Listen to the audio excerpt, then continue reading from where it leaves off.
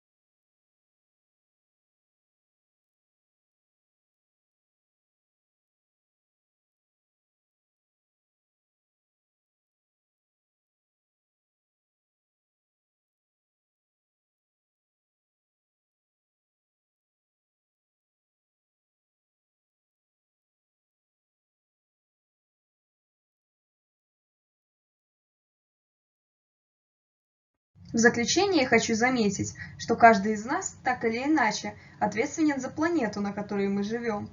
И такие, как сперва кажется, совсем пустяковые вещи способны продлить жизнь на нашей планете еще на несколько столетий. Давайте беречь энергию вместе.